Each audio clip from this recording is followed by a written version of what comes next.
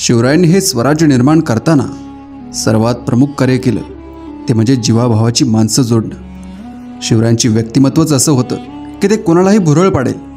त्यातूनच पुढे बाजीप्रभू देशपांडे, मुरारबाजी, तानाजी मालुसरे, कोंडाजी फर्जंद, येसाजी कंग यांसारखी जीवाला जीव देणारी माणसं महाराजांनी निर्माण केली। पण या वीरांमधीलच एक असा वीर ज्याच्याकडून स्वराज्यासाठी बहुमूल्य कामगिरी घडली असताना पुढे त्याच्या एका चुकीमुळे महाराजांनी त्या वीराला सैन्य पाठवून संपवले। ते वीर म्हणजे संभाजी कावजी। संभाजी कावजींकडून अशी कोणती चूक घडली की महाराजांना एवढे कठोर पाऊल उचलावे लागले? आपण व्हिडिओमध्ये पुढे पाहूयात। शिवरायांच्या स्वराज्य निर्मितीच्या कार्यात संभाजी कावजी हे अगदी सुरुवातीपासूनच होते। महाराजांनी 1656ला जावळीची मोहीम फत्ते केली।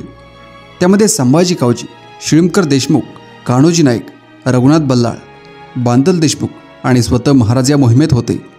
संभाजी कावजी हे शरीराने दणकट, धिप्पाड आणि मुत्सद्दी असे वीर होते। त्यावेळी चंद्ररावांचा भाऊ हनुमंतराव मोरे याला संपवणं महाराजांना हवं होतं। या कामगिरीसाठी महाराजांनी संभाजी कावजी यांची नेमणूक केली। मग संभाजी कावजींनी हनुमंतरावांशी बोलणे चालवले आणि वेळ साधून संभाजी कावजींनी हनुमंतरावांना संपवले आणि जावळी महाराजांच्या ताब्यात आली। यानंतर 1659 साली अफजलखानाची मोहीम, यामध्ये संभाजी कावजींचा सहभाग होता। ज्यावेळेस प्रतापगडाच्या पायथ्याशी खानाशी महाराजांची भेट ठरली त्यावेळेस महाराजांना बरोबर 10 अंगरक्षक न्यायचे होते। त्या 10 अंगरक्षकांमध्ये संभाजी कावजी देखील होते। खानाने राजांच्या भेटीदरम्यान दगा करण्याचा प्रयत्न केला तेव्हा शिवरायांनी त्याचा कोतळा बाहेर काढला।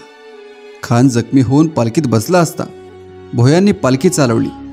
हे संभाजी कावजींच्या ध्यानात येताच त्यांनी एका वारात भोयांचे पाय कापले आणि त्यानंतर त्यांनी अफजलखानाचे शिर कापले आणि ते शिर घेऊनच ते महाराजांपाशी आले। संभाजी कावजींच्या कामगिऱ्या पाहता महाराजांचा त्यांच्यावर प्रचंड विश्वास बसला। यानंतर शाहिस्तेखान स्वराज्यावर चालून आला।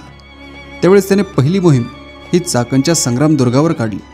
त्यावेळी किल्लेदार फिरोंगजी नरसाळे यांनी तब्बल 55 दिवस किल्ला लढविला। अखेर ऑगस्ट 1660मध्ये शाहिस्तेखानाने किल्ला जिंकला।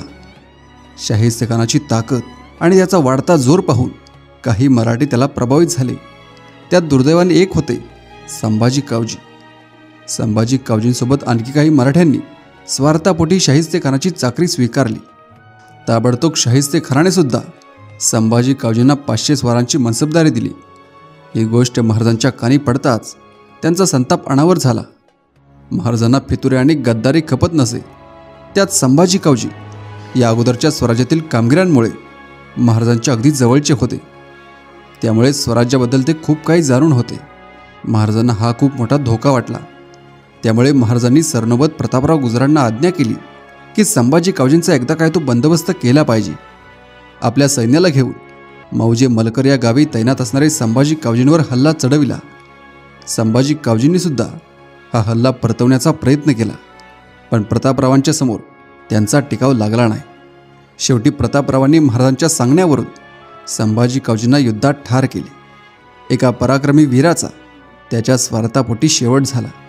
अगदी जावळीच्या मोहिमेपासून ते अफजलखान वधापर्यंत संभाजी कावजींनी स्वराज्याच्या कामात हातभार लावला, पण पुढच्या या चुकीमुळे त्यांना आपल्या प्राणांस मुकावे लागले। स्वतःच्या स्वार्थापायी आपण शत्रूंना मिळून आपल्याच लोकांवर चालून जातोय हे त्यांना कळालंच नाही।